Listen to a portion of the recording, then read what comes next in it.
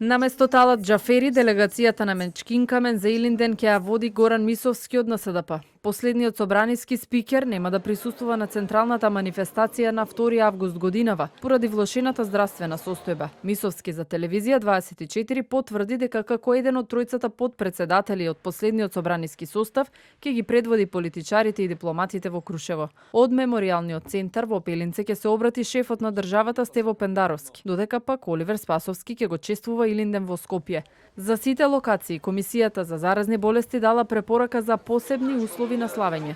Ки има само обраќања, но не и ора и песни, а маски се задолжителни за сите присутни. Во зависност од бројот на учесници на настанот се предвидуваат мобилни и хемиски тоалети, како и медицински екипи со санитетско возило.